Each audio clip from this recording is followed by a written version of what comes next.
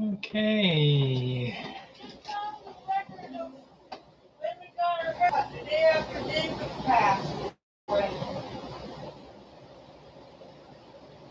What, what about that? Okay.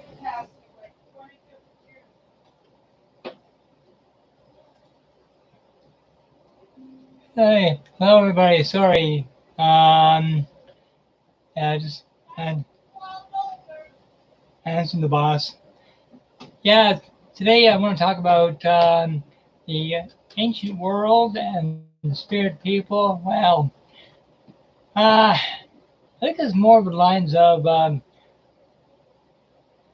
what people are experiencing after they leave the physical. You know,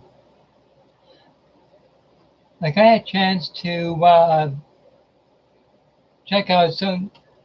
I had a chance to observe um, some of these people, like believe it or not, from ancient times, um, how they reacted to as soon as they came out of the physical, and that, like according to their belief, especially in ancient Egypt, according to their belief, and that they came out, they'd be greeted by certain gods, and they'd be escorted out to the area where what was known as the field of reeds. Okay, that was their idea of paradise. You know, according to their religion, according to their culture, and that. The funny part is, as soon as they noticed there was no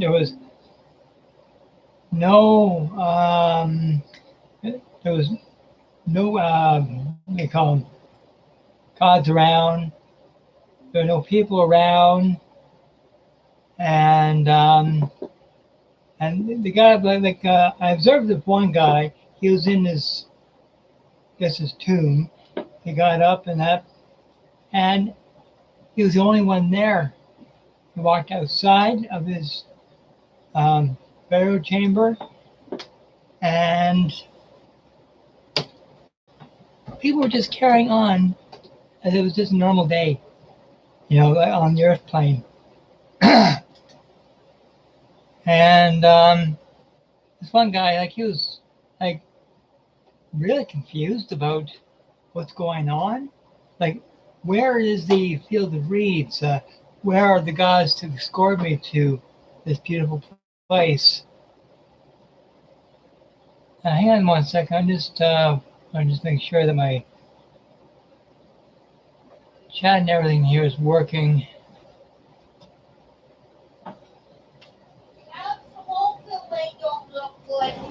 I know.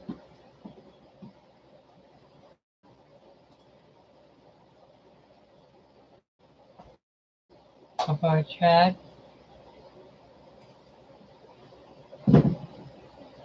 Yeah, no, that is okay. So it ended up that, you know, then this one guy, I'm not getting a name with him. Like, he's not talking to me. I'm just observing what he's doing while he's walking around, trying to figure out what's going on. He's more confused than anything else, and that, and I don't know, this guy's walking around in confusion, and that. Now I am getting Old Kingdom period with this guy, and that, but that's it, and that, and like, where are the gods? Um, where is my paradise? Like, I'm getting some of his thoughts, and that, and he's really confused like that. But anyhow, I do know that there's another pharaoh that I didn't link into him, but his memory energy I linked into, and this guy was Akhenaten from the New Kingdom period, and that, and he was the only pharaoh that I know of that the high priest couldn't stand him. The citizens didn't like him, and he actually switched his religion from one set of gods to another. And the funny part is, as soon as he passed, they switched from his gods back to the traditional gods. Well, I'm not sure if he's aware that they went back to the old gods, but this guy, in his mind, he's still in battle. He's still living the way that he enjoyed living, like really raising chaos, basically. He, in his mind, he's still wanting to, raise wars and all that kind of stuff. Because the only time I've seen him, he's on a chariot racing along, because that's something he enjoyed doing anyway, and he's figuring, well, there's no one around, so I'm going to take on the battle myself. And if he's not on his chariot, he's walking around. He thinks he's protecting his kingdom, and he's kind of almost like in an emotional whirlwind. Like, I tried making a link into his mental thoughts, and it's just like confusion, denial.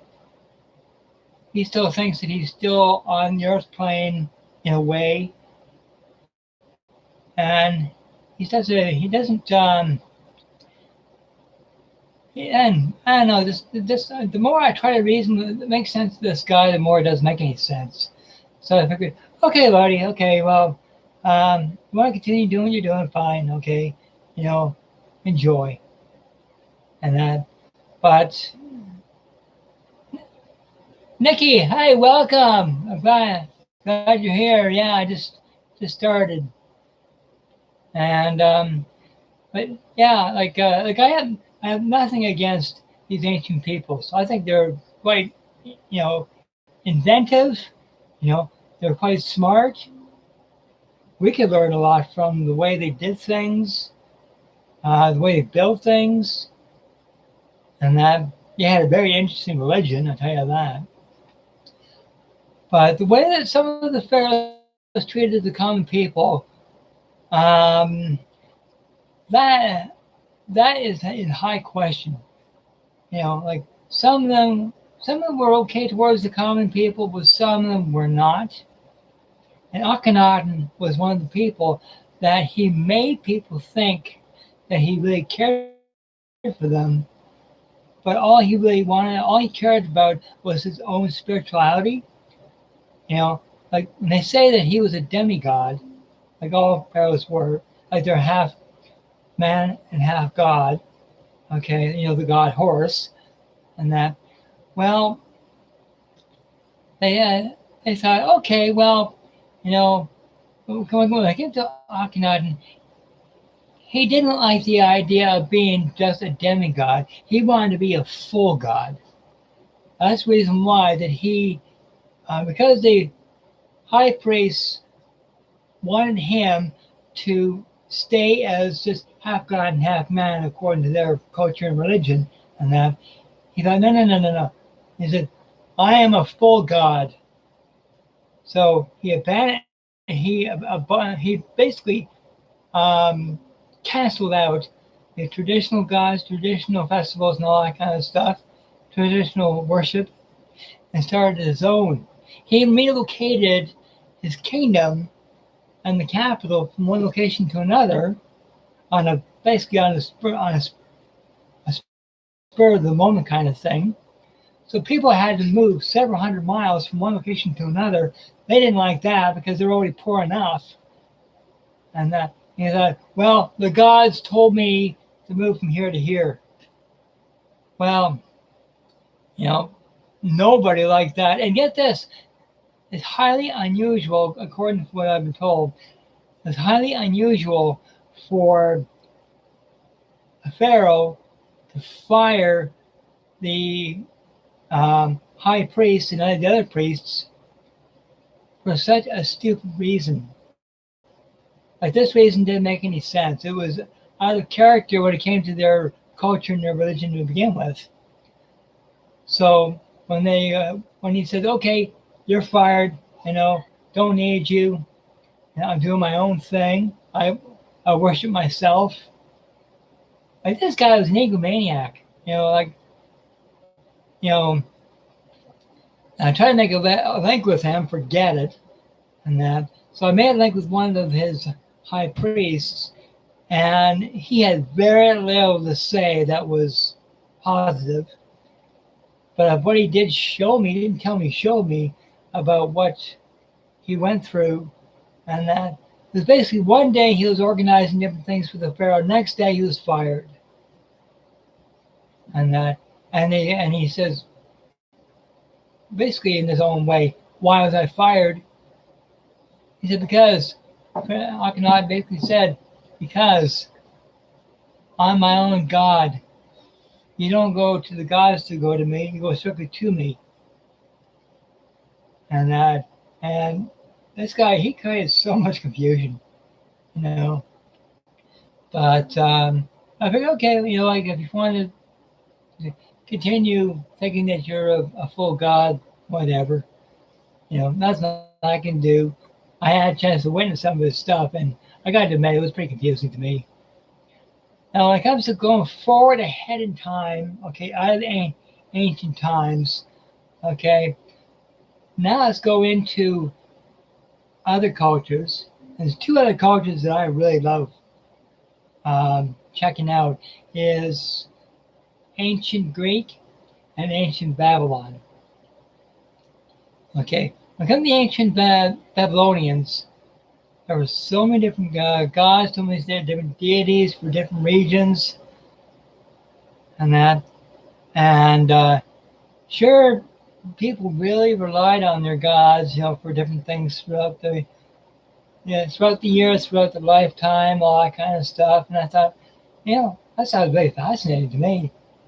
And that, and if they want to continue worshiping different deities for different stages of their lives, hey, what am I to say, yay or nay, and that? But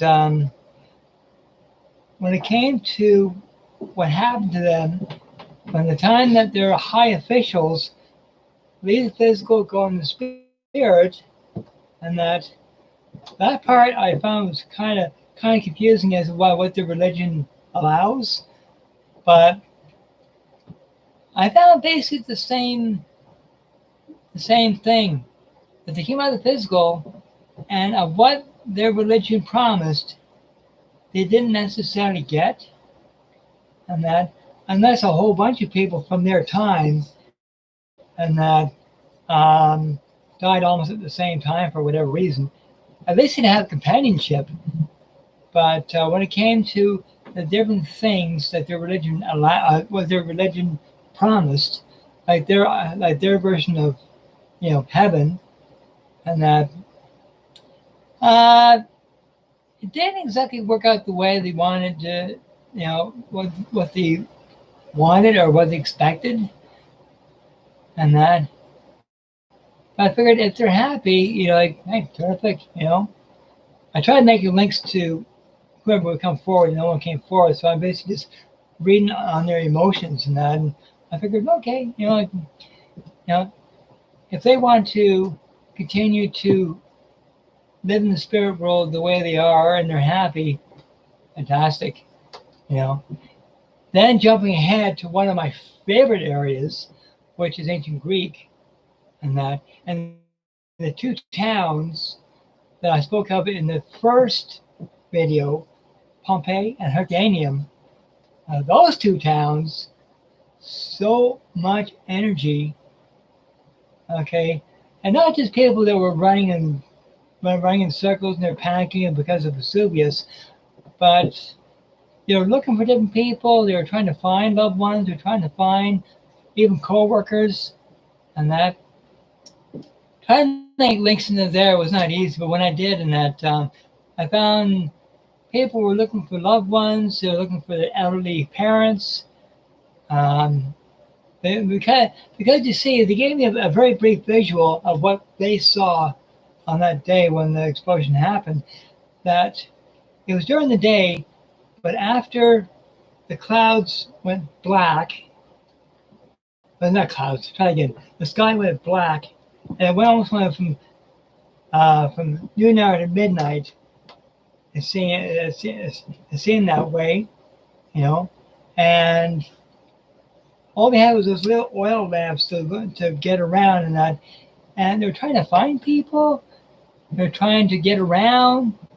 They didn't know at one time. They didn't even know which way they were going because it was such chaos and that, and and with that, um,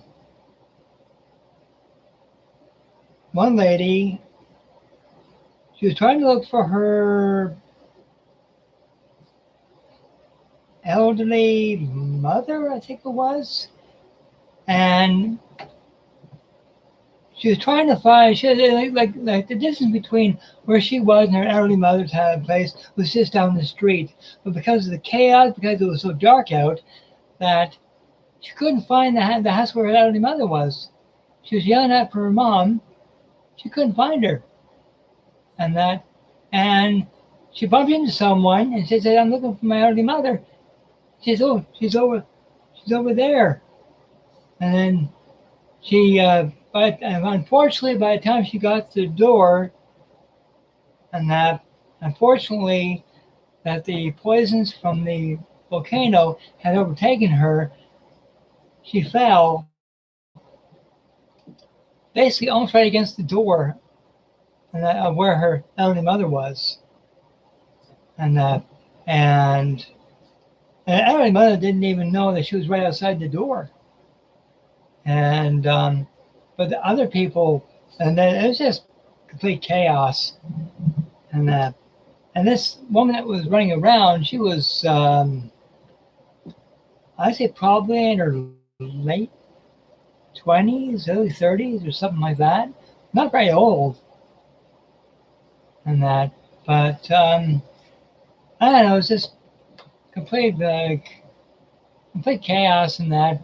But now today, in modern times, jumping ahead in time to modern times, if people that were sensitive, the mediums, whatever, were to visit either town, and that, you'll probably get a feeling of anxiety, a feeling of possibly depression, feeling like their heart would start racing for no reason.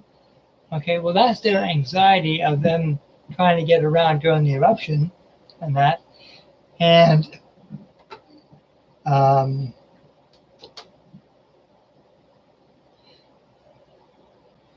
you might even get audibles, like you might hear very faint whispers, yells, maybe, and that, or you might hear stuff falling, or you might hear at a distance, or horses, you might hear that, or horse-drawn carriages, you might hear that. Just subtle little audibles you might get, and that.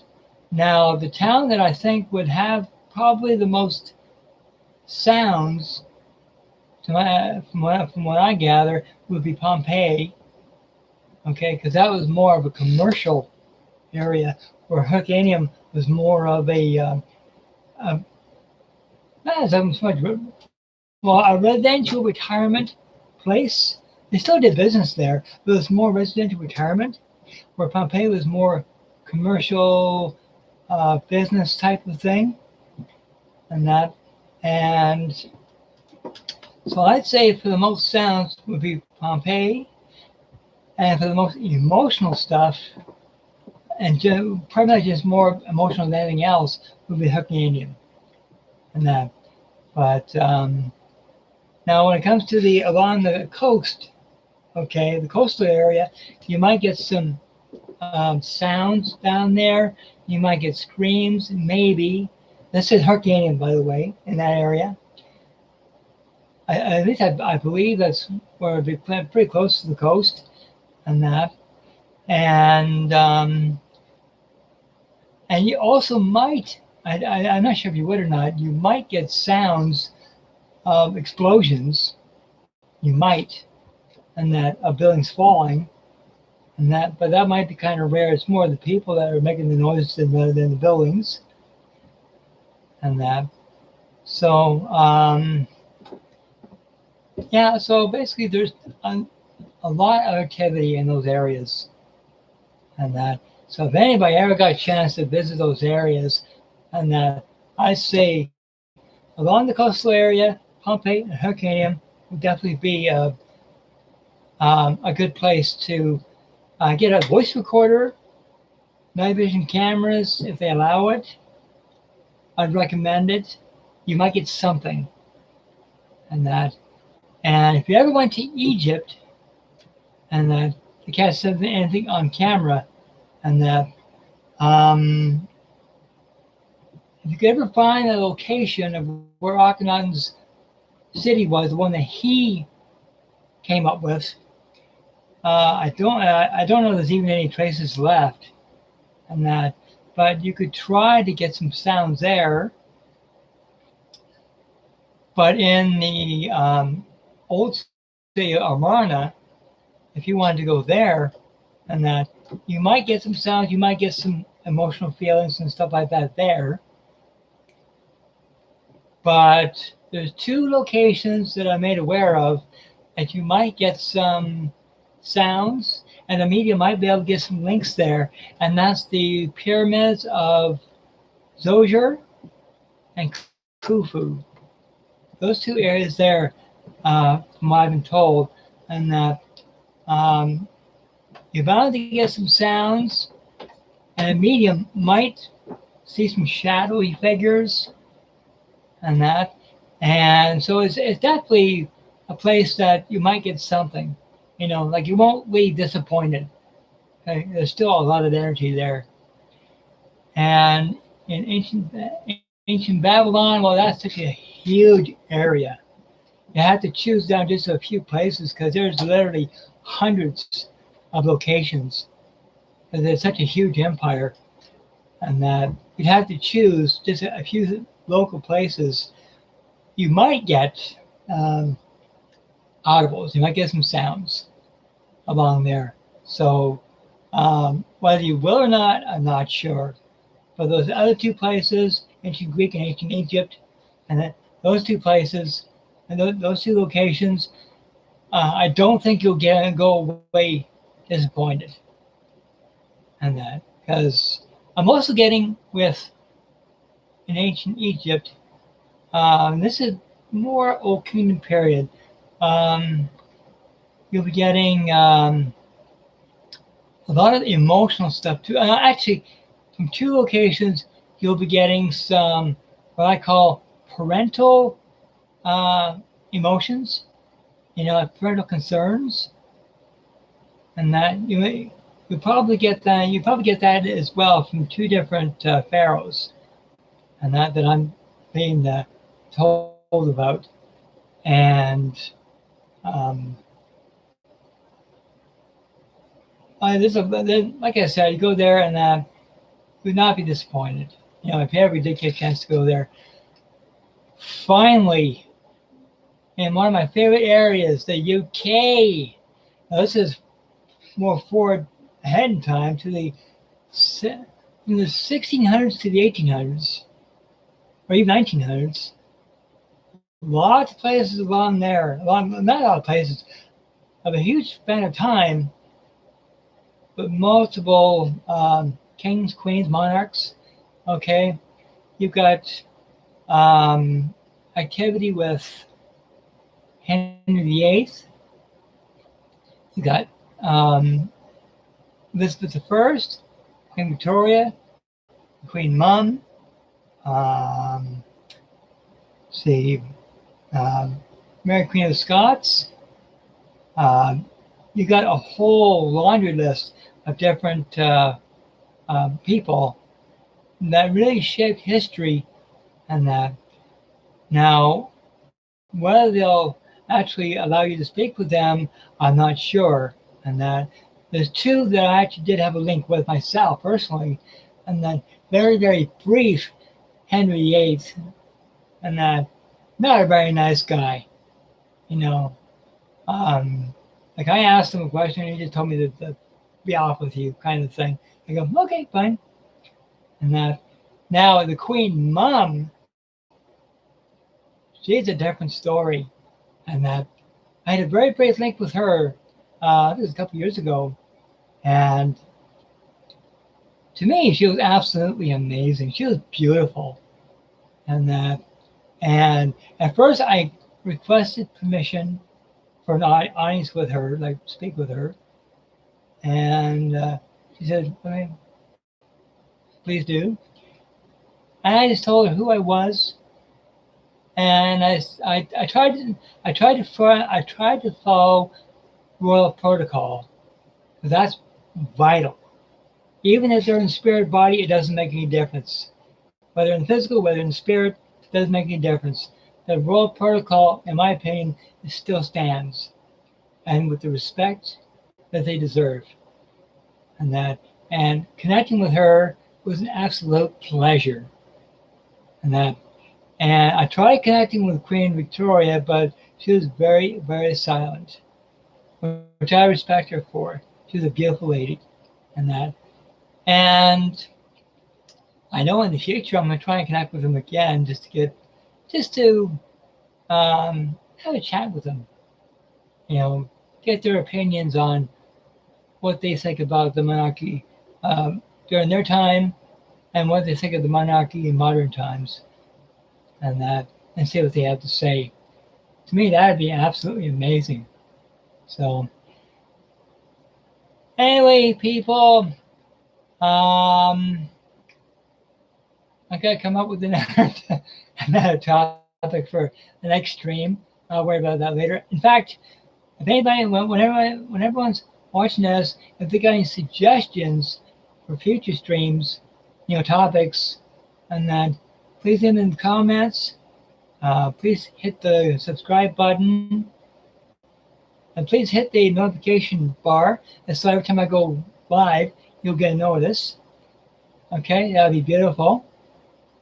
And a big shout out to my dear brother Nicky for posting this in the Facebook stream, as well as wherever else. Thank you, brother, for that. And you're an absolute angel in that. And yeah, so like, share, subscribe.